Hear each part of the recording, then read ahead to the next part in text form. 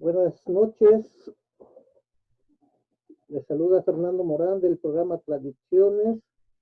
Son las 6:01 en California y las 8 de la noche con 1 minuto allá en Juchitán, Oaxaca. Esta noche tenemos un programa dedicado a la poesía y nuestra invitada de hoy es Irma Pineda o Irma Yodo. No sé, con cuál nombre le guste más o se identifique más. Hola Irma, buenas tardes, buenas noches. Hola, buenas noches aquí desde Juchitán. Buenas tardes allá. Pues qué gusto saludarlos. Les he saludado en mi lengua, que es el Yazao zapoteco. Y bueno, es un saludo general y pues deseándoles que todos estén muy bien. ¿Cómo estás, Fernando? Muchísimas gracias por esta invitación. Siempre es un placer conversar contigo y un abrazo fuerte a la gente que nos escucha, que nos ve por este medio. Pues estamos bien, gracias. En lo que cabe, aquí en el encierro, está la temporada de calor. Sí, tremendo. Y pues salimos solo a hacer las cosas más esenciales. Todavía esto no acaba, no sé si estamos a la mitad. Y aunque ya están abriendo algunas partes, pero esperemos que, pues, que no se incrementen los contagios, ¿no? Y con ellos pues, también las muertes. Bien, Irma, pues teníamos muchísimo tiempo que queríamos hacer una entrevista contigo, más bien una plática, porque no soy periodista, y hay muchas cosas que a mí me atraen, especialmente del istmo de Tehuantepec, de Oaxaca. Ah, Te comento que yo desde niño comencé a escuchar las canciones en zapoteco, sin saber qué decían, o a veces en parte qué decían, porque estaban cantadas en español. Ah, mi padre le gustaba mucho la música de todas partes de México, pero en especial los sones ismeños, y había un compositor del cual, y compositor e intérprete del cual, este, teníamos discos o tenían discos, entonces, uh, antes de que se me vaya el nombre, Saúl Martínez.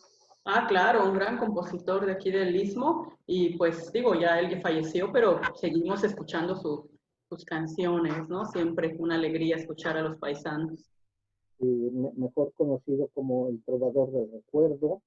Él, Sí, él era más apegado a la trova yucateca musicalmente, sí, así es. admirador de Guti Cárdenas. Entonces ya pues, años después, yo lo que encontré que ahora en la actualidad los sones ismeños tienen mucho lo que es en música, la armonía, o tienen gran parte de la trova yucateca, que está nutrida de diferentes ritmos. Así es, sí, y ha habido temporadas, ¿eh? Por ejemplo, a partir de los 70s hubo nuevos compositores que estuvieron muy influidos por la trova cubana también, y ya fueron haciendo como esta mixtura entre la trova yucateca, la trova cubana, y lograron cosas muy, muy bellas. A lo mejor recordarás o habrás escuchado por ahí, por ejemplo, a Eber Rasgado, ¿no? Eber Rasgado, un gran compositor que, pues bueno, ya se nos adelantó y pues hacían cosas muy interesantes, ¿no? Pero sí, la generación de Saúl Martínez, de Churrasgado, Jesús Rasgado, paisano del Istmo de la ciudad de Iztaltepec, pues igual, ¿no? Traían más esta fuerte influencia de la trova yucateca y lograron cosas bellísimas que seguimos escuchando las nuevas generaciones, ¿eh? Entre nosotros, fíjate que esa música bella, nos sigue conmoviendo y la seguimos oyendo, las nuevas generaciones. Mi hijo escucha todas esas canciones. Es fuerte, su influencia aquí en el Istmo es bastante arraigada, ¿no? Entonces es un orgullo hablar de estos músicos.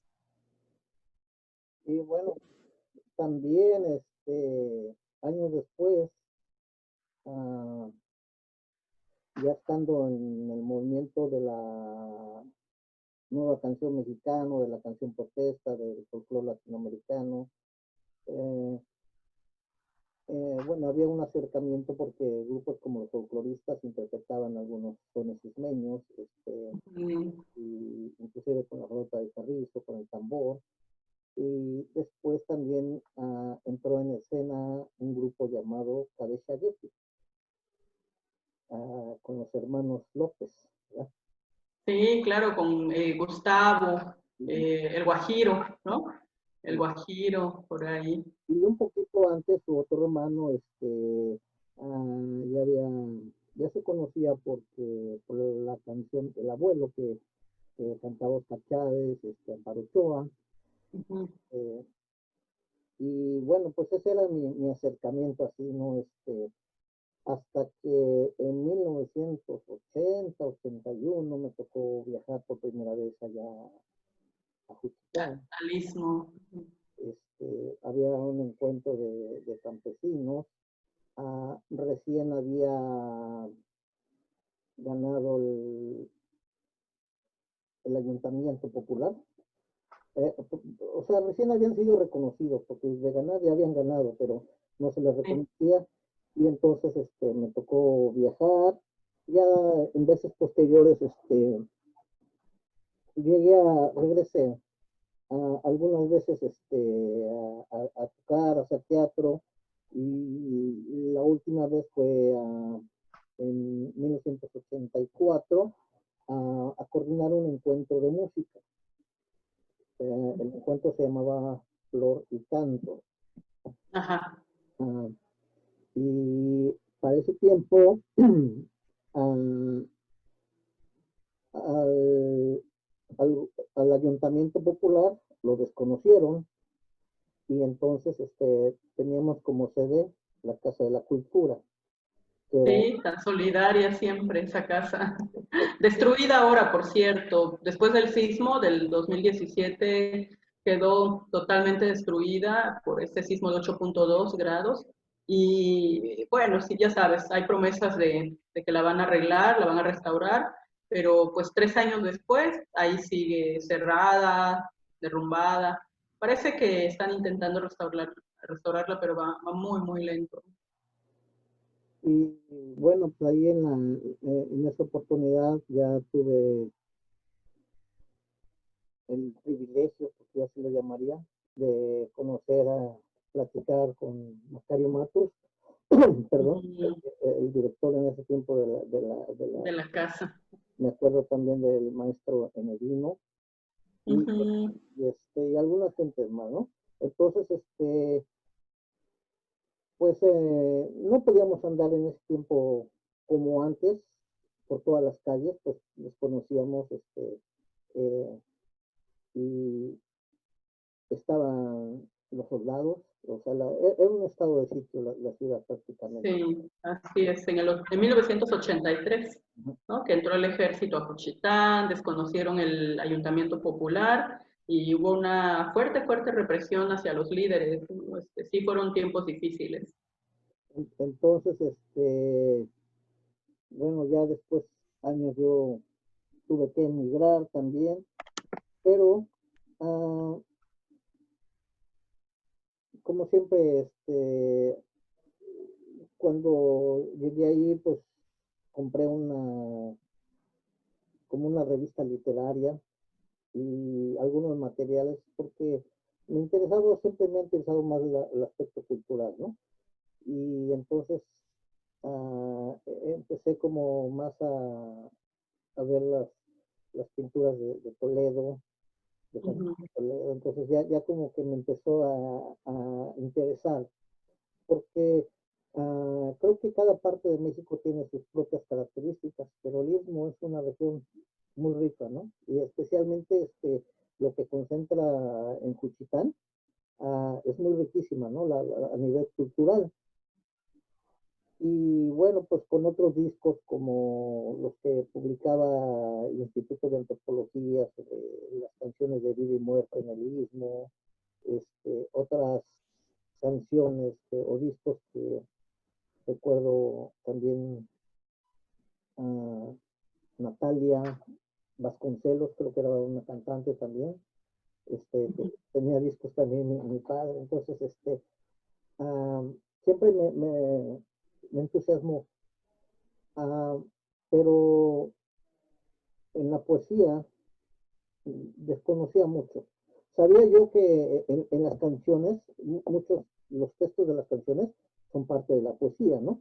Claro. Pero yo desconocía así como toda una beta así de poetas, pero eso es de hombres, porque pues sabemos que el patriarcado está difícil y entonces encontrar una rama de poetas mujeres es difícil, pero cuando encuentro los trabajos tuyos y después de otras personas, pues me da mucho gusto, me entusiasma.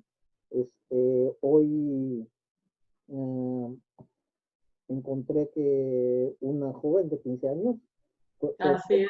fue premiada, entonces Ajá. hay como toda una escuela ya. Sí, sí, sí. Fíjate que sí, en el Istmo la tradición literaria es importantísima. Pues yo creo que los zapotecas están publicando desde 1894. Hay un registro ahí de Arcadio G. Molina, un paisano de San Blas Atempa, que está como a 30 kilómetros de Juchitán, que fue de los primeros que empezó a publicar, ¿no? Luego hay una generación importante que ubicamos como la generación esa, donde destaca, pues seguramente habrás escuchado, de Andrés Enestrosa, Gabriel Peschiñas, Nazario Chacón Pineda, Pancho Nácar. Pero fíjate que bien lo dices, efectivamente la mayoría eran hombres. Había muy pocas mujeres que estaban escribiendo a principios del siglo XX y más como notas periodísticas, ¿no? Como Sofía Cazorla y Alfa Ríos. De Sofía Cazorla no supe más, de Alfa Ríos resulta que se casó con don Andrés Enestrosa y bueno, pues se dedicó más a la casa, a la hija y dejó de escribir, ¿no? Pero yo creo que fueron las mujeres pioneras de la escritura entre las ismeñas. Y de ahí, pues, tuvieron que pasar muchos años. Vinieron otras generaciones de escritores, ¿no? Ya mencionaste a Macario Matus, que junto con Víctor de la Cruz crearon otra generación de escritores. Ellos hicieron una revista también que se llamaba, a finales de los 60 hicieron la revista Nezacubi, El Camino Nuevo, ¿no? Y a finales de los 70, por ahí del 79 me parece, no tengo precisa la fecha, pero es a finales de los 70, crean la revista que tal vez incluso creo que tú conociste, la de Guchachireza, La Iguana Rajada, que publicaban literatura, pero también varias investigaciones históricas, letras de canciones, que todo era financiado por el maestro Francisco Toledo, ¿no? Pues Víctor de la Cruz era el director de la revista. Y seguimos sin mujeres hasta, yo creo que los 80, ¿eh? En los 80 ya empiezan a surgir algunas mujeres escritoras, como Rocío González, que desafortunadamente pues el año pasado falleció, aunque Rocío pues solo escribía en español, igual que Azteca de Gives, que empezó como poeta y publicó por ahí un poemario en español, pero dejó, o más bien cambió la literatura, la poesía, por la pintura. Después estudió pintura y se hizo una excelente artista plástica. Y ya a finales de los 80 se empieza a destacar el trabajo de Natalia Toledo, ¿no? La hija de nuestro Toledo. Entonces, son como las primeras mujeres que van dando los pasos en la literatura. En canciones, fíjate que no, todavía sigue o siguió siendo un terreno muy de hombres, ¿no? El tema de la composición musical. Entonces, bueno, ya en los 80 empieza Natalia a publicar poemarios bilingües, español, zapoteco, y pues de Natalia yo creo que ya vendría yo, ¿no? Que ya a finales de los 90 empiezo a publicar algunas cosas ahí en periódicos, revistas, o más bien desde mitad de los 90 empiezo a publicar. Y por mucho tiempo fuimos como Natalia y yo las dos únicas mujeres que estábamos escribiendo literatura de manera bilingüe. Por fortuna, ahora han venido otras generaciones y para mí esto es muy, muy rico. Hay dos o tres generaciones más ya, con jóvenes, con chicas muy jóvenes, ¿no? Justo hoy se dio a conocer que la ganadora del premio Gusanos de la Memoria lo gana una niña de 15 años de aquí de Juchitán. Y a mí esto me emociona muchísimo porque nos habla de la vigencia de nuestra lengua, que no niego que esté en desplazamiento como la mayoría de las lenguas minorizadas, las lenguas indígenas en México, pero el que haya generaciones tan jóvenes escribiendo, creando literatura, da esperanzas, ¿no? A mí me parece maravilloso que sean tan jóvenes, ganando premios y haciendo muchas cosas. Fíjate que ya no solo la poesía, ¿no? Los chicos en el rap, como han destacado los muchachos haciendo rap en zapoteco, rock, reggae, bueno, están creando y son generaciones de menos de 20 años. Entonces, es bien rico esto. Pero bueno, seguimos teniendo ahí la escasez de mujeres en todo terreno, ¿no? La literatura ya vamos dando más cara a las mujeres, vamos apareciendo un poquito más, falta que haya una presencia más fuerte. En la música te digo que aún es mucho más cerrado este campo para las mujeres, ¿no? Solo ubico a una compositora que escribe, crea en zapoteco y en español, que se llama Mari Medina.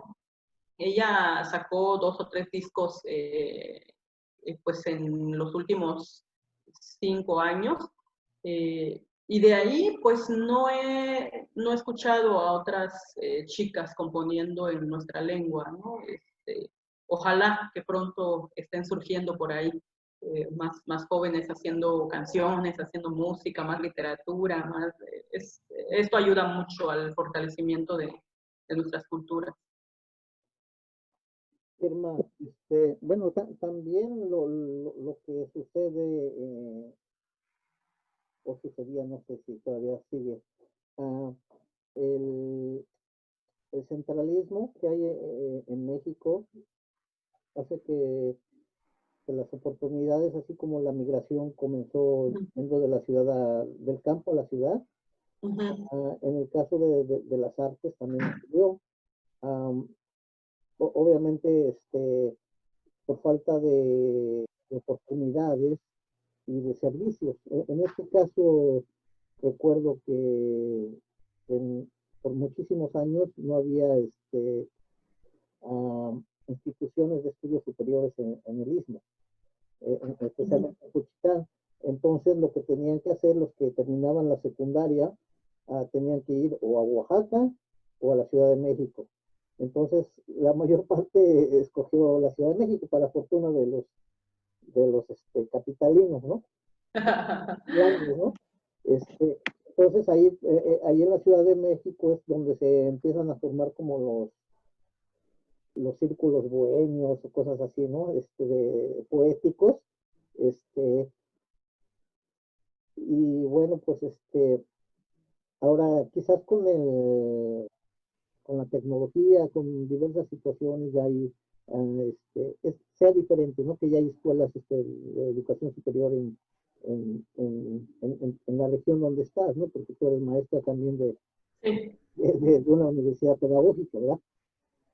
Entonces, Así es. Pues ya se han abierto más oportunidades. Tenemos la Normal Superior, la Universidad Pedagógica, como instituciones públicas. Hay 2 tecnológicos también, el Tecnológico de Comitancillo, el de Cuchitán. Bueno, y hay en Salina Cruz también tecnológico. Pero también lo que está proliferando son las universidades privadas. Que las que están siendo una opción para la gente, como no hay una respuesta de educación pública a nivel superior, bien dices, ¿no? Yo fui de esa generación que tuvo que salir. Yo acabé la secundaria y pues yo quería estudiar, pero en el pueblo ya no había más a dónde, ¿no? Entonces había que emigrar y tuve que hacerlo para poder ir a la universidad. Ahora están estas opciones de universidades privadas que relativamente el costo es accesible a las familias y además, como mucha gente lo comenta aquí en el pueblo, ¿no? Cuando hacen el cálculo de costos, pues les sale incluso más caro mandar a los hijos a Oaxaca o a la Ciudad de México, porque hay que pagar una renta, hay que pagar los pasajes, hay que pagar materiales de estudio, entonces alimentos, al final les resulta más caro que pagar una colegiatura aquí mismo en el pueblo, ¿no? Y bueno, como dijera una señora, además, dice, lo mando lejos y no sé qué está haciendo, ¿no? No sé si va a la escuela, no sé si llega a buena hora a la casa. Dice, por lo menos aquí, pues sí, pagó la colegiatura, pero sé a qué horas está entrando a la casa, sé que está comiendo bien, sé que está cuidado. Entonces, muchas familias están tomando las universidades privadas como una opción de estudios y eso hace también que los jóvenes estén migrando menos para estudiar. Digo, después a lo mejor salen para ir a trabajar y eso, pero la verdad es que ahora se ha reducido mucho el tema de la migración por estudios, ¿no? Lo que sí ha aumentado, fíjate, es la migración a los campos agrícolas del norte, ¿no? A ciudades como Baja California, perdón, estados como Baja California, llegan a ciudades como San Quintín, Tijuana, Ensenada, o se van a Sonora, Sinaloa, Chihuahua, incluso a Monterrey migran mucho para la construcción. De aquí vienen camiones a traer a los muchachos, a los jóvenes albañiles, se los llevan mucho a Monterrey o a Cancún. También en Cancún se van muchos jóvenes para los servicios hoteleros y te digo, para los campos agrícolas, ya vienen los camiones, se los llevan hasta por familia, los contratan, ¿no? Se los llevan a los campos del norte. Entonces, pero es una migración temporal. Van unos 3 meses más o menos que dura el corte o la siembra, depende de lo que vayan a hacer, y regresan y están el resto del tiempo en casa, ¿no? Haciendo trabajos aquí en la región. Entonces, eso es lo que se ha incrementado ahora, esta migración temporal. Pero, bueno, ya hay más opciones, ha cambiado ya bastante la región, ha ido creciendo en población, pero también opciones, ¿no? Que se van generando por acá. Irma, ahorita son tiempos difíciles en todo el mundo. Sí, Nadie se está escapando o sí. difícilmente se escapa. Y hay dos palabras que parecen que son iguales, similares, pero tienen sus diferencias. Uno es resiliencia, una palabra es resiliencia Ujú, y la otra palabra es resistencia. sí, Y bueno, yo en especial te ubico aquí en las dos etapas, porque ujú, hablábamos de que fueron tiempos muy difíciles, los años 80 y un poquito antes, los sí, 80. Tu padre fue secuestrado, ujú, desaparecido, ah, y creciste como si estuvieras en un país de Sudamérica, con el ejército, con los soldados. Entonces, eso era lo que tú veías de niña o joven aún. Y después, hace casi ya 3 años, lo mencionaste, en un 7 de septiembre, hubo un sismo. ujú. Pues este sismo pues ocasionó graves daños, ¿no? Uy, casi nos destruye. Bueno, nos destruye materialmente, ¿no? Porque derrumbó todas las casas tradicionales, edificios importantes para nosotros, justo como mencionábamos, la Casa de la Cultura, el mercado, la iglesia, bueno, pero nos levantamos. Entonces, por ejemplo, en tu libro la flor que se llevó, Ujú, este, para mí o sea, estás retratando tu juventud o tus años de que ves en las calles, inclusive están las fotos eh, las ilustraciones de las mujeres, sobre todo de mujeres, y, de, sí, y del ejército en las calles. así es, Este, ¿no? Los soldados. y bueno, pues yo me pregunto, ahorita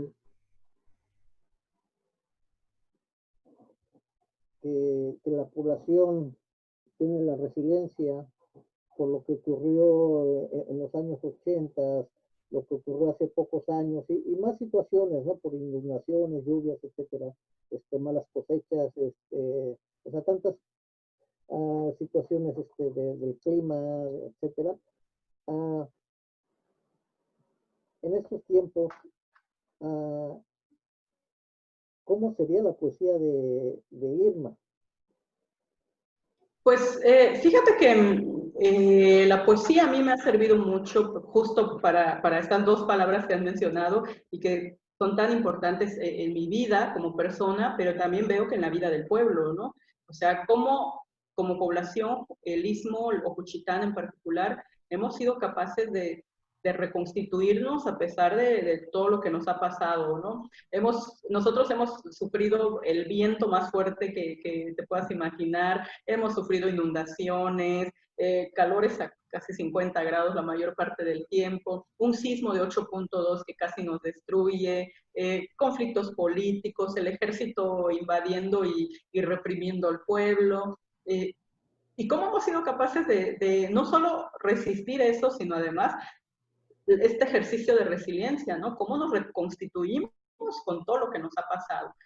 No nos hemos quedado tirados ahí. Y esto ha sido muy ejemplificador para mí como persona, porque lo que aprendemos, los que somos del pueblo, es eso, ¿no? De que no importan los vientos más fuertes, no importa el sismo más fuerte que aparentemente te destruye, hay que tener la osadía, la valentía de ponerse de pie y o sea, aguantarse todos los dolores, sacudirse esos dolores, ponerse de pie y seguir adelante, ¿no? Digo, creo que habla de un tremendo amor a la vida, de un tremendo amor también a lo que somos, pero creo que también tiene que ver con nuestra historia de origen, ¿no? Tú sabes que entre los zapotecos, los abuelos siempre nos cuentan la historia de que nuestros primeros padres, nuestros padres primordiales, pues son la roca, las fieras como el ocelote o jaguar, y los árboles, ¿no? Pero esto es una metáfora para enseñarnos a tener carácter. Los árboles, porque no importa el viento, ahí están, siguen de pie, ¿no? Siguen de pie, son altivos, son orgullosos, son bien plantados. Somos árboles, hijos de los árboles. Las fieras, porque salen al frente a defender a sus cachorros, a defender su territorio, a defender lo que tengan que defender, y muestran la garra cuando tienen que mostrarla y los colmillos y todo. Entonces, tenemos que recordar que somos hijos de las fieras, ¿no? Y las rocas son firmes, las rocas toman una decisión y hay que mantenerse como piedras en las decisiones que tomemos, ¿no? Y hay que defender nuestra decisión y nuestras ideas como piedras, con esa firmeza. Entonces, cuando tú vas entendiendo por qué los abuelos nos dicen que somos hijos de las fieras, de los árboles, de las piedras, eso resume este aprendizaje de carácter que tenemos, ¿no? Y para mí ha sido súper útil porque no sé si hubiese resistido igual si hubiera nacido en otra cultura, ¿no?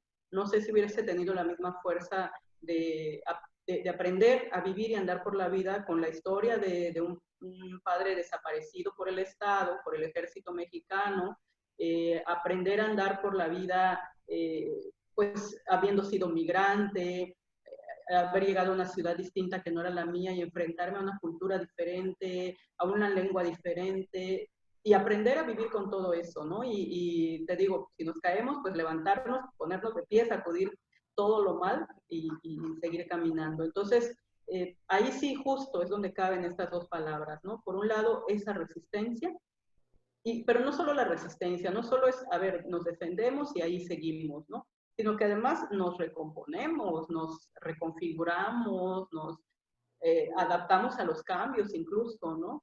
O refuncionalizamos muchas cosas. Creo que a los zapotecos, a los vinizá, eso nos ayuda tremendamente. Cómo llegan elementos de afuera y en vez de que nos despojen de nuestra cultura, lo que hemos aprendido a hacer es adoptamos y adaptamos esos elementos de afuera y los refuncionalizamos para nuestra propia cultura, ¿no? Entonces, eso es bien interesante, como de repente, bueno, pues llegó la radio y ahora los muchachos, tú los ves haciendo radio en zapoteco, ¿no? ¿Les gustó el rap? Bueno, pero el rap no los ideologizó de otra manera. Ellos usaron la música y están cantando en zapoteco, ¿no?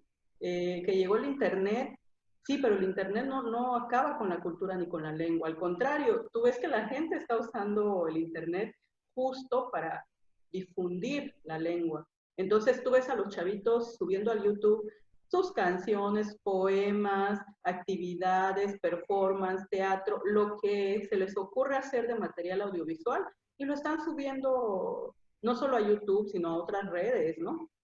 Entonces, eso es bien interesante, cómo logramos agarrar lo que viene de afuera y aprendemos a usarlo al favor de la cultura o de la gente, ¿no? Entonces, eso es bonito porque, como decía hace rato también, pues me sigue dando esperanzas de que vamos a continuar, ¿no? Y pues claro, en esta resistencia, bueno, el aspecto cultural tiene especialmente en Juchitán, yo he visto, la lengua. Se Sí. mantiene y la vestimenta y lo que sería la cuestión alimentaria. Yo no me he metido mucho en cuestiones de arquitectura, otro tipo de situaciones así, ¿no? Ah, pero eso también, o sea, el mantener un lenguaje, una lengua propia, ah, primero con la conquista o la invasión de los españoles Ujú. y después con toda la mezcla mundial que hay, ¿no? Hasta de los franceses que anduvieron por allá, ¿verdad? Este, hasta por allá anduvieron. Sí, pobres franceses. No les fue muy bien, que digamos. Entonces, entonces se mantienen la lengua, ¿no? O en gran parte se mantiene, en gran porcentaje, ¿no? Que es una de las, yo digo, ciudades cosmopolitas, en el sentido de que no es un poblado que esté un poquito aislado en los cerros o en la sierra, sino que es una Ujú. zona de tránsito. ah, Así es. y Sí, somos el mercado principal, ¿no? Aquí confluyen los hermanos mareños o los ICOT, guaves. Aquí confluyen, aquí llegan a vender sus productos del mar o lo que siembran en sus huertas. Aquí llegan a venderlo. Bajan también los hermanos Mijes, de la Mije Baja. Llegan hermanos de la Chontal, llegan. Entonces es una ciudad que, bueno, se está moviendo mucha gente, ¿no? La que va de paso hacia Chiapas, entonces, sí, aquí llegan a convivir varias culturas, varias lenguas en la zona, pero tratamos de mantener ahí la nuestra, que es el Dichazá, ¿no? Zapoteco. um, aparte de, bueno, eres maestra, eres poeta, este, también sé que tienes una biblioteca. Así es, sí. Bueno, Juchitán se divide por secciones y hay una sección que es la séptima. La séptima se caracteriza por ser la sección de la gente más pobre de Juchitán. Habitan principalmente ahí pescadores, campesinos, y entonces es una zona con muchas carencias y paradójicamente es la más rica culturalmente hablando, ¿no? Porque es la zona donde mejor se conserva el idioma, el chazá, es la zona donde prevalecen cotidianamente los elementos comunitarios. Entonces es una región de mucha importancia, pero queda algo retirada del centro. Entonces, por muchos años, las bibliotecas, dos que había, pues estaban en el centro. Y los niños o los jóvenes que éramos de la séptima teníamos que caminar bastante para llegar al centro a consultar un libro, a hacer las tareas. Entonces, hace muchos años, mi mamá con un grupo de amigos, pues decidieron fundar esta biblioteca que lleva el nombre de mi padre, víctima de la desaparición forzada, que es Víctor Pineda Nestroza, Víctor Yodo, que es el sobrenombre. Entonces, se creó esta biblioteca y ha sido bastante útil para los niños y jóvenes de la zona, ¿no? De la séptima, porque se evitan el caminar. Ahora, bueno, ya no se camina tanto porque ya hay mototaxis, pero pues es un gasto para las familias pobres, ¿no? Entonces, se evitan también ese gasto y procuramos llevarles libros que son los que usan en las escuelas, los que ellos nos piden. A veces llegan, preguntan por un libro, si no lo tenemos, lo conseguimos. Hay mucha literatura también que amigos nos han donado libros. de literatura general y llegan, leen o hacen sus tareas. También es un espacio abierto. Llegan muchos jóvenes, muchas organizaciones que piden el espacio para dar un taller, un curso, una conferencia, presentaciones de libros. Entonces es un espacio abierto, ¿no? Para el estudio, para intercambiar actividades. Y los amigos son muy solidarios y llegan a dar varios talleres, ¿eh? No les podemos ofrecer mucho, pero la gente llega ya a hacer su tequio. Es una biblioteca que básicamente funciona con la hermandad, ¿no? Con el tequio, con la solidaridad, y ahí va, ahí sigue caminando. Bueno, y esta biblioteca también es parte de lo que hablamos de la resistencia. Sí, claro. La primera biblioteca Víctor Yodo se Sí. hizo con el Ayuntamiento Popular Ujú. y después le cambiaron hasta el nombre, ¿verdad? Sí, primero, bueno, fueron en esta lucha política que había, pues el partido oficial, el Revolucionario Institucional, que había perdido el poder en Juchitán, del coraje fue y quemó esa biblioteca, ¿no? O sea, imagínate hasta dónde llega, pues el nivel de ignorancia, diría yo, que pensaron que incendiando una biblioteca dañaban a un grupo político. No se daban cuenta que estaban dañando al pueblo, porque ahí se fue un material muy rico.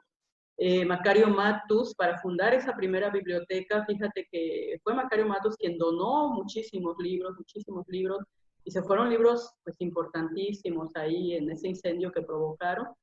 Y cuando lograron reconstituir esa biblioteca, pues ya no quisieron dejarle el nombre de mi papá, ¿no? De Víctor Pineda Lestroza, y ya le cambiaron a Gabriel López Chiñas, digo, un personaje importante de la literatura zapoteca, lo mencioné hace rato, de esta generación de principios del siglo XX, la generación NESA, y bueno, pues es importante su nombre en esta biblioteca, ¿no? Pero de lo que hablamos es de esta sinrazón, ¿no? O este odio que había hacia los personajes de la COSEI, de la Coalición Obrera Campesina Estudiantil del Istmo, a tal grado de canalizar la molestia incendiando una biblioteca. Pero bueno, tampoco nos detuvo eso, y después, como te decía, mi madre y otro grupo de amigos se organizaron para crear la otra biblioteca popular, Víctor Pineda Nestroza, ¿no? Víctor Yodo, y en un lugar mucho más útil, fíjate, porque la primera biblioteca había sido creada en el centro,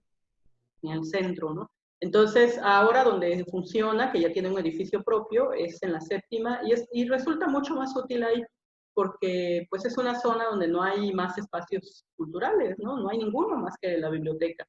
Entonces, los jóvenes de la zona saben que es su biblioteca, y pues de pronto nos avisan que quieren hacer un concierto ahí, de rap en zapoteco, de pronto nos avisan que quieren hacer un taller de fotografía o de música o de pintura. Entonces, está bien, es un espacio abierto que los jóvenes aprovechan mucho. Bueno, pues tu trabajo también es un poquito difícil porque, y me refiero a tomar decisiones, porque cuando ves que tienes, si vale la palabra, éxito, como poeta, sale un libro, luego viene otro libro, uh, eres invitada a dar las pláticas o las presentaciones en ferias de libros, en foros, viajas como a California, a universidades, a simposios, pero a la par estás pues como maestra en la universidad pedagógica, entonces pues ya era difícil combinar, ¿no? Yo no me imagino, cómo pedías permisos, ¿no? Tengo una invitación y a lo mejor con tus alumnos te arreglabas, ¿no? Pero Ajá. con, con, las autoridades, ¿no? Pues tienes que estar aquí, ¿no? O sea, es difícil, ¿no? Sí, pero fíjate que pues logramos más o menos un buen arreglo ahí, porque como la mayor parte del tiempo estoy, entonces cuando me muevo tampoco es que me vaya tantos días, ¿no? Entonces a veces procuro juntar mis días de descanso. Fíjate que mi plaza en la universidad es de medio tiempo, entonces eso me ayuda muchísimo porque en realidad solo tengo que dar 20 horas a la semana, ¿no? Por el tipo de plaza que tengo. Entonces, puedo organizarme de tal forma que ocupe menos días para la universidad, este, tal vez 4 días a la semana y cumplo mi horario, cumplo con mis grupos y junto mis 3 días o 2 días de descanso, ya solo pido permiso por un día o 2 días para poder hacer el viaje, ¿no? Y a veces ni tengo que pedir permiso. Viajo en la noche de mi último día de trabajo, estoy 2 días donde tenga que estar dando una charla, una conferencia, una presentación del libro, y en las noches a viajar, ¿no? Entonces, pues así me voy organizando, me voy organizando. O acepto muchas invitaciones en vacaciones, en fines de semana, o sea, de tal forma que procuro pedir lo menos posible, ¿no? Pero esto te limita como a tu creatividad también, ¿no? A tu espacio de decir, bueno, yo eh, tengo la necesidad de estar escribiendo, porque o ya no sé si es necesidad o necedad, ¿no? De estar escribiendo, ¿no? Las dos, ¿no? Digo, los que ya nos dedicamos a esto ya es un vicio y necesitamos, es como la droga, ¿no? Necesitamos crear, necesitamos generar algo, ¿no? Un poema, algo para estar satisfechos, estar con sentir esa adrenalina, esa serotonina ahí. Entonces es una necesidad, pero también es la necedad, ¿no? La necedad, el ser necios para persistir en hacer lo que hacemos, aunque no, o más bien porque no se refleja monetariamente, ¿no? Digo, los poetas no nos hacemos ricos, los profesores menos, pero yo creo que algo que es importante es hacer lo que te gusta y disfrutar lo que haces también. Y a mí me encanta la docencia, me encanta la parte creativa de la literatura, me encanta interactuar con otra gente cuando voy a las universidades a dar una charla, a platicar con otros jóvenes. Entonces, son cosas que me satisfacen mucho. Y vamos encontrando los tiempos, ¿eh? A veces, por ejemplo, paso tanto tiempo en los camiones que, bueno, el camión se ha vuelto, siempre ando con una libretita o a veces en el celular, que voy pensando cosas y traigo una libretita pequeña y voy haciendo anotaciones, voy escribiendo algunas líneas, ideas, pues le robo horas a la noche, al sueño.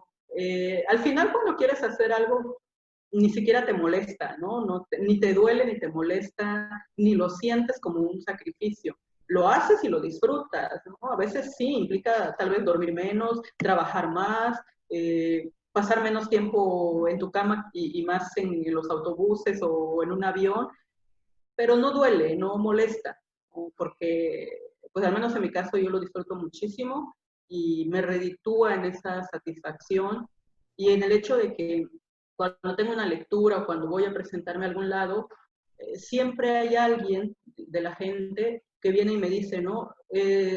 Tal poema tuyo me cambió la vida, ¿no? Tal poema tuyo me encanta y me hizo ver el mundo distinto. Entonces dices, wow, ¿cómo algo que yo escribo puede provocar eso, ¿no?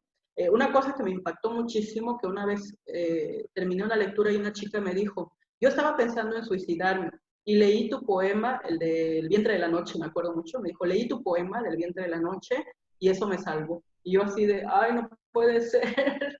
O sea, para mí es muy fuerte, ¿no? Que la gente me diga incluso que un poema puede salvar. Me impacta, ¿eh? Y yo con eso estoy más que pagada de cualquier dureza que pueda implicar crear, ¿no?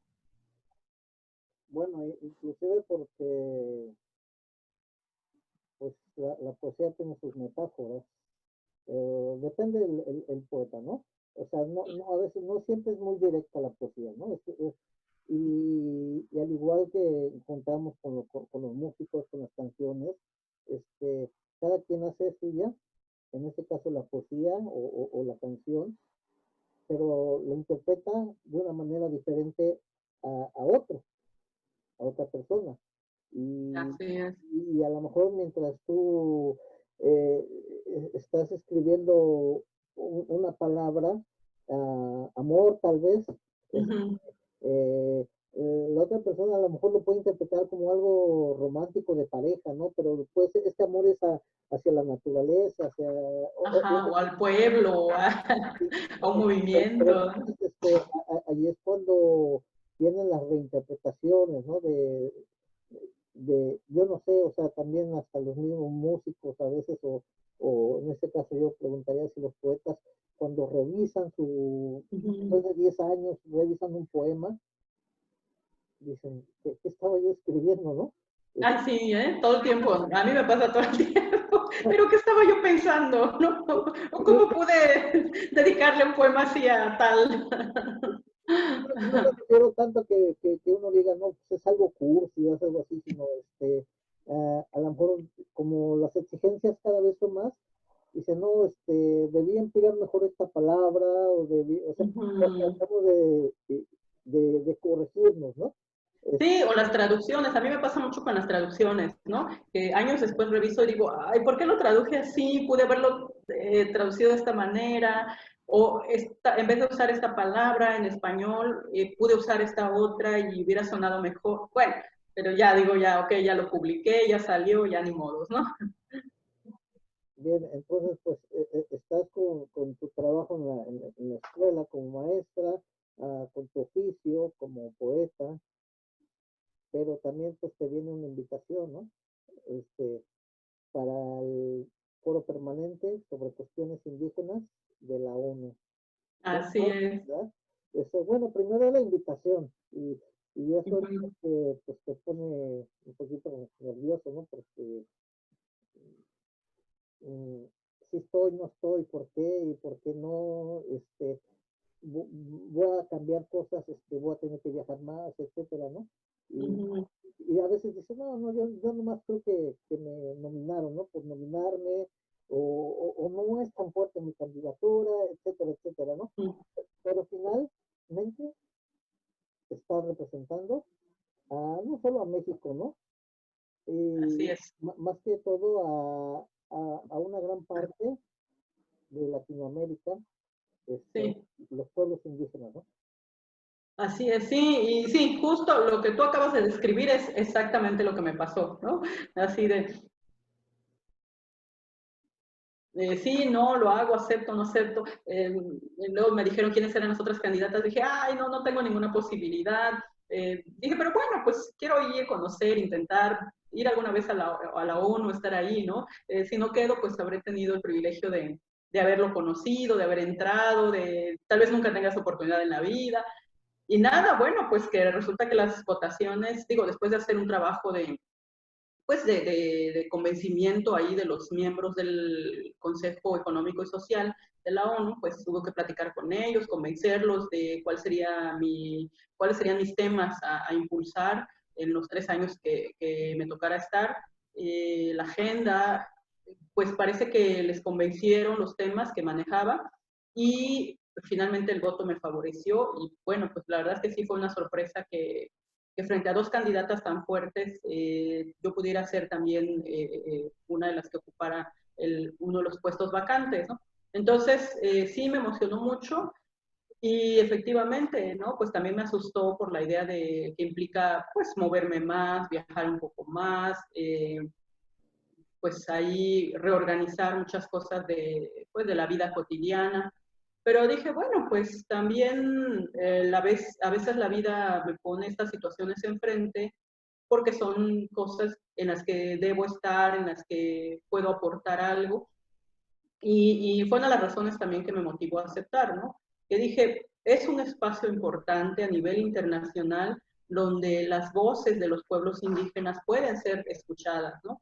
Donde hay muchos temas pues que nadie, de los que nadie habla, de los que nadie dice nada, y que a lo mejor yo pueda ser el puente, pueda ser el canal por el que se visibilicen estos temas. Y hasta ahora, digo, desafortunadamente no pudimos realizar la sesión de este año por el COVID. Eh, Todo se suspendió, todas las actividades públicas que implicaran reuniones de mucha gente, pues tú ya sabes, todo quedó suspendido. No se hizo este año la reunión, se traslada al 2021, pero algo que ha sido muy rico es que el nombramiento me ha abierto las puertas con otras instituciones y con medios de comunicación ante los cuales pues voy mencionando temas que nos preocupan como pueblos indígenas, ¿no? Voy hablando de cosas que a lo mejor los otros hermanos, los otros compañeros de organizaciones indígenas, de pueblos indígenas, no tienen los medios o los canales para ser escuchados o para que volteen a ver sus temas y pues me comentan a mí y yo puedo hacerlos visibles, ¿no?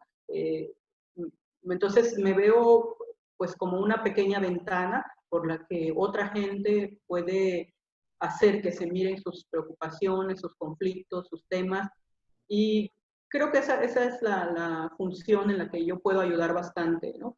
Abrir estas ventanas para que instituciones, otra gente, los medios de comunicación, otros organismos u organizaciones, otros pueblos, se asomen a mirar qué está pasando con los temas de los pueblos indígenas, ¿no?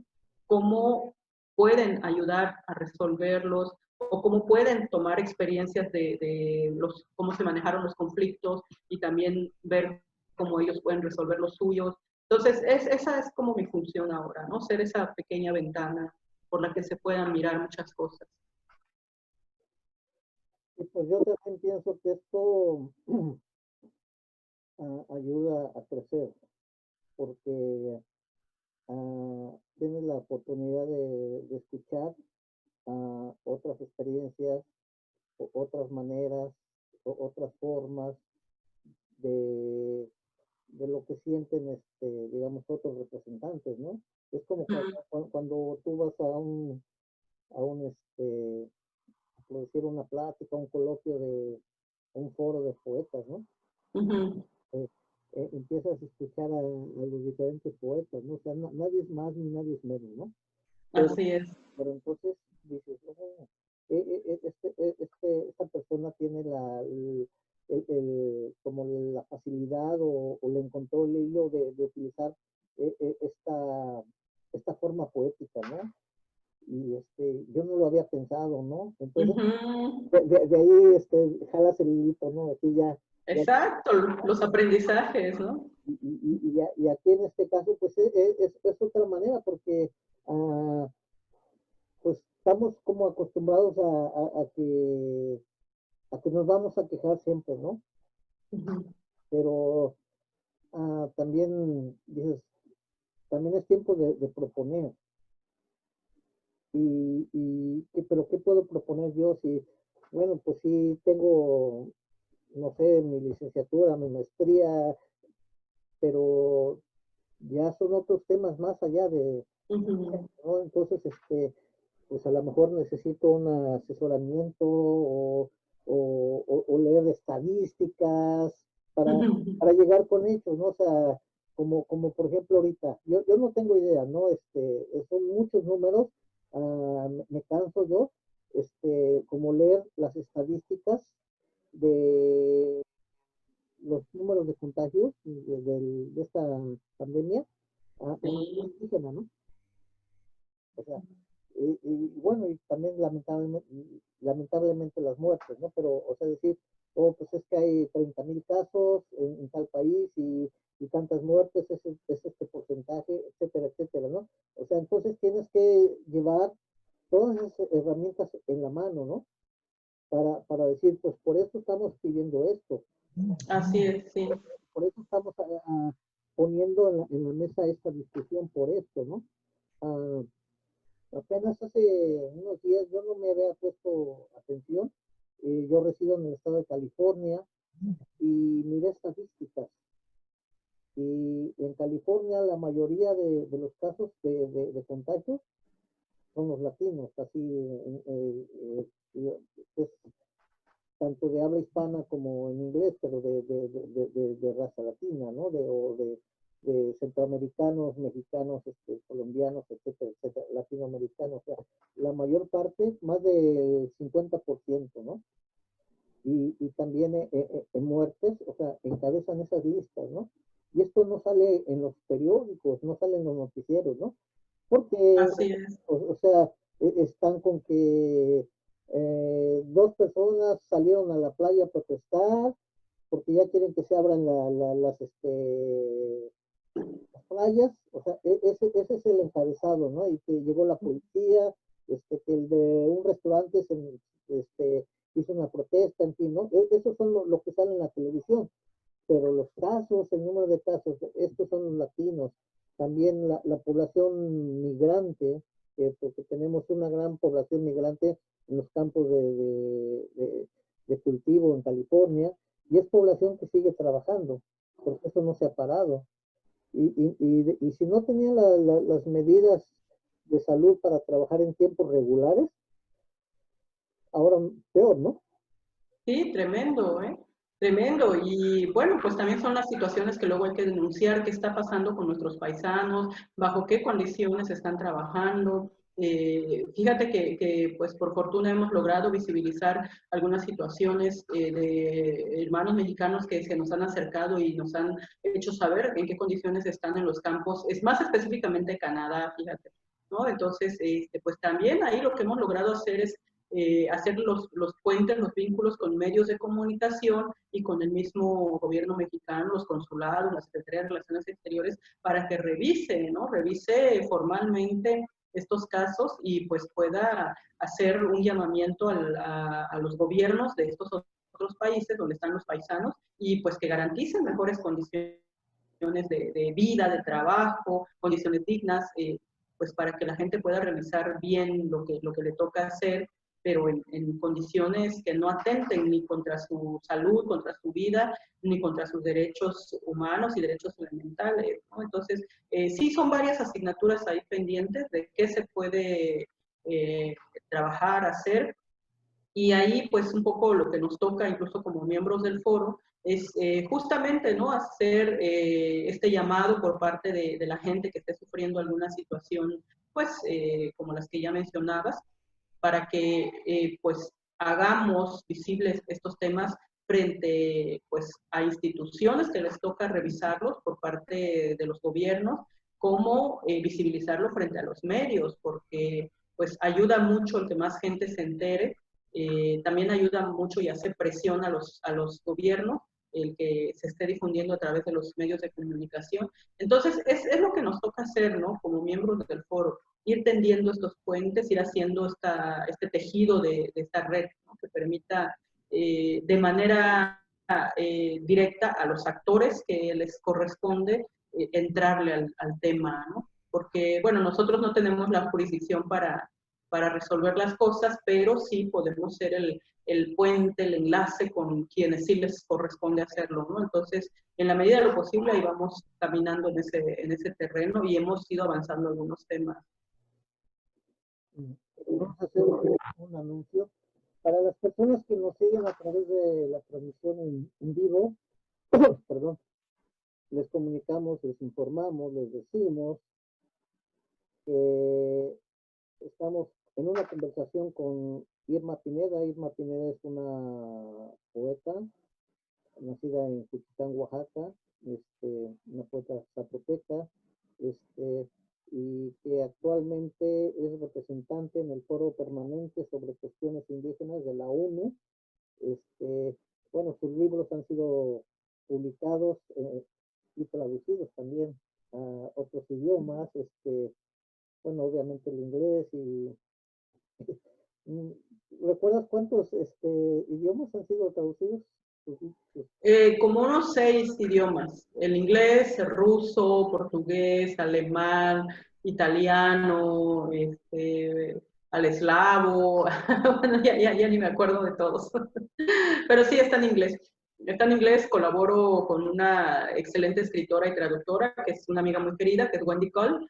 Wendy Cole ha vertido al inglés muchos de mis poemas, y este año queremos sacar una antología trilingüe, ¿no? Que venga el zapoteco, el español y el inglés en la versión de Wendy Cole.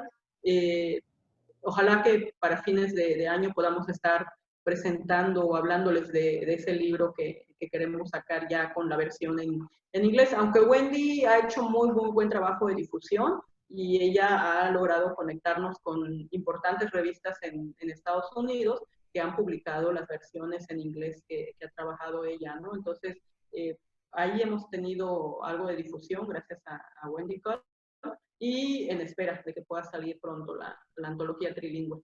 Ahí estamos, avanzando. ¿Y también tienes un trabajo dirigido hacia los niños? Sí, el año pasado la Secretaría de Cultura de México pudo editar un libro que se llama Dos es mi corazón. Por aquí se lo presento. Es este libro.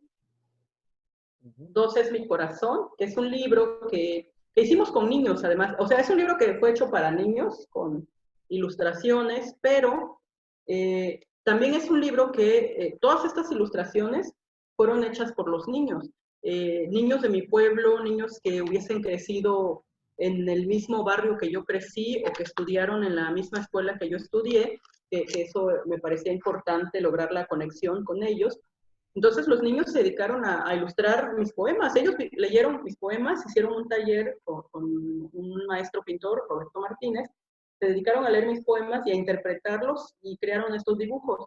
Entonces, bueno, les quiero hacer el anuncio. Está ahorita de libre acceso en internet.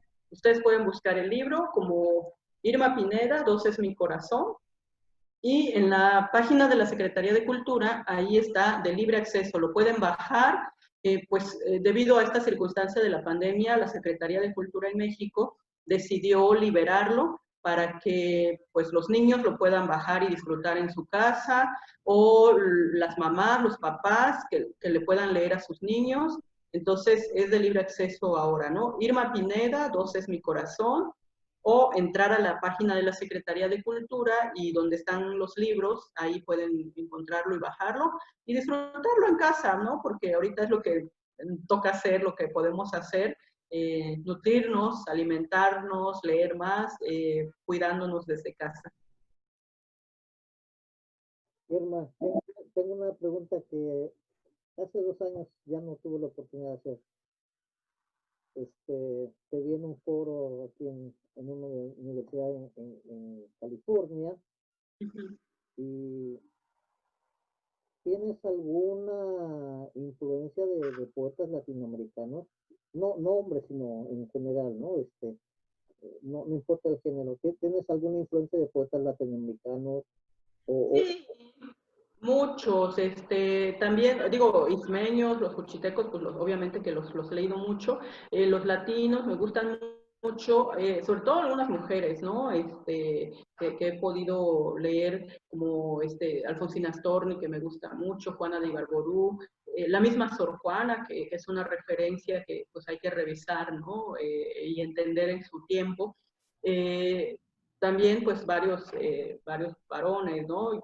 De adolescente, por ejemplo, me gustaba mucho el trabajo de Benedetti, sobre todo en un libro que se llama 13 hombres que miran, porque hablaba de la revolución, hablaba de los movimientos sociales, hablaba, y a mí eso me impactaba, ¿no? Me impactaba. Hay un poema que recuerdo mucho, el de hombre preso que mira a su hijo.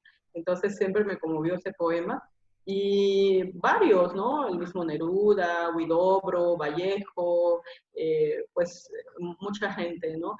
Pizarnik, que bueno, creció en Latinoamérica, aunque no es precisamente de sangre latinoamericana, pero bueno, pues creo que su crecimiento y su vida en Latinoamérica influyó en su poesía y me gusta, ¿no? Aunque sea esta poesía atormentada y terriblemente dramática, pero me gusta su trabajo. Y pues varios, ¿no? De los mexicanos, fíjate que Octavio Paz, en su poema, particularmente el poema Piedra de Sol, es uno de los poemas que me encantan porque hace tantas referencias a la historia, a la Biblia, a mucho de la cultura mexicana. Entonces, ese poema Piedra de Sol a mí me gusta mucho. Y bueno, pues siempre estoy tratando de buscar también, ¿no? Autores que revisar, que ver. y cuando escuchas una canción y descubres que es un poema y le pusieron música, no el poeta, sino un músico se las ingenió y le puso música, y entonces encuentras canciones de Nicolás Guillén, bueno, poemas de Nicolás Guillén, canciones Claro. del mismo Benedetti, de Pablo Neruda, de César Vallejo, de Roque Dalton, en fin. Este, Sí, claro, pero además como gente que hizo canciones súper poéticas, ¿no?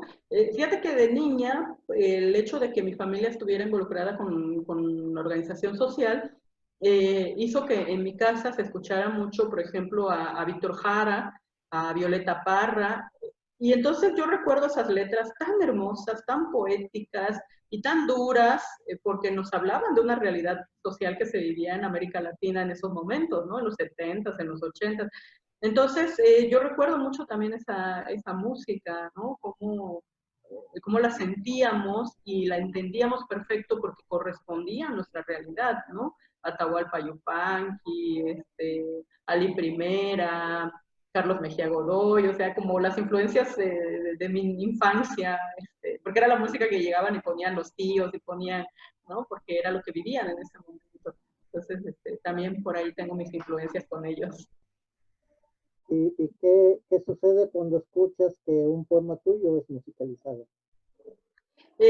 Fíjate que me siento muy rara cuando escucho mis poemas musicalizados. Hay cosas que han quedado preciosas, me gustan mucho. La mayor parte de los poemas que la gente ha tomado y le ha puesto música han quedado unas cosas bellísimas, ¿no? Pero siempre me genera como cierta extrañeza escucharlos vueltos canciones, pero quedan cosas preciosas, ¿no? Bueno, los jóvenes aquí en el Istmo lo han hecho en rap, le han puesto música clásica, le han puesto sones, le han puesto, bueno, lo que te puedas imaginar, y entonces yo siento un poco raro escucharlo de un modo que no pensé que llegara a hacerse, ¿no? Porque nació para ser un poema y ya escucharlo como en música o con arreglos o con siento un poco raro, pero al mismo tiempo me gusta la idea de que los chavos, que son quienes más lo hacen, los jóvenes, lo tomen, se lo apropien y lo transformen en algo bonito, ¿no? Y que tengan esta libertad de sentir suyo el poema, pero al mismo tiempo que jóvenes me lean, ¿no? Yo digo, ay, qué bonito que los jóvenes me estén leyendo, me sigan leyendo, que para ellos no pase yo de moda como escritora.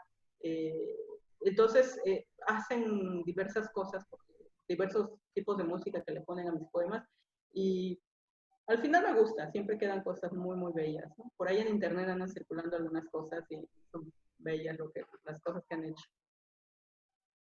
Bueno, Irma, pues sé que tienes trabajo que hacer. Este,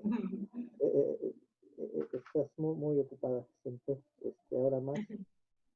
Te agradezco tu tiempo, tus palabras.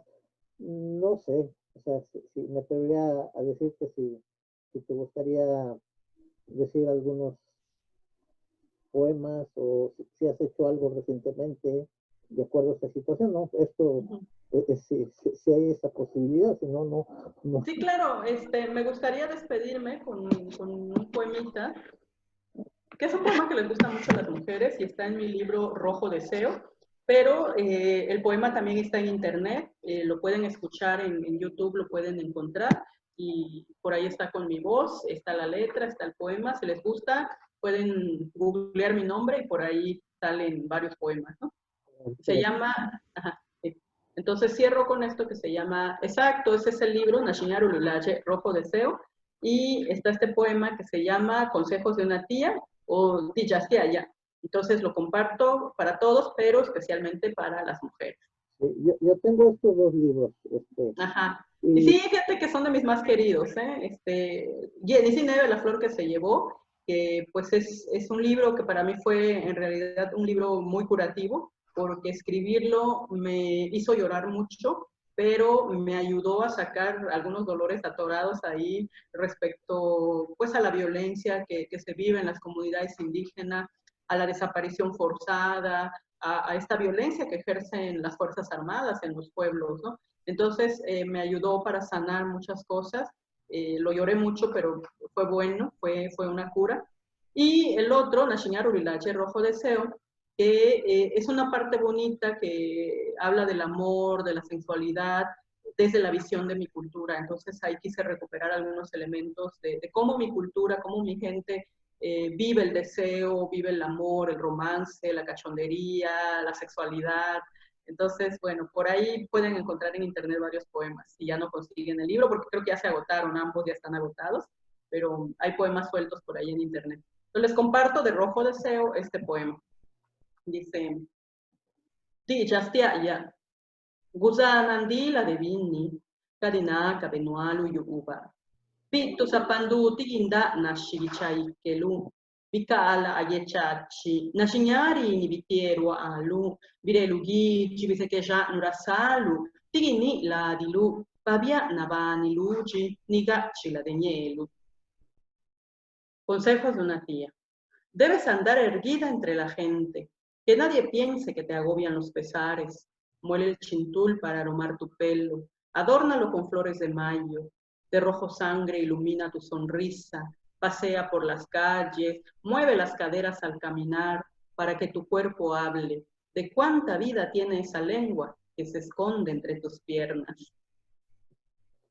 Pues muchísimas gracias, mi querido Fernando, gran amigo. Pues te agradezco el espacio y la posibilidad de conversar y de que más gente pues conozca nuestro trabajo, lo que andamos haciendo, y pues también queda abierto pues el espacio y la posibilidad de seguir dialogando, de seguir platicando contigo. Y bueno, pues a mí me encuentran ahí en las redes sociales, ahí estoy como @IrmaYodo en Twitter y en el Facebook como Irma Pineda y también como Irma Yodo. Entonces por ahí me pueden encontrar y por ahí vamos compartiendo poemas, actividades de nuestros trabajos, tanto el docente como la representación en la ONU y pues bueno, demás información que vamos compartiendo por ahí con todos. Un gran abrazo te dejo, querido Fernando. Igualmente, Irma, muchas gracias. A ti. Cuídate mucho. Hasta pronto. Chao.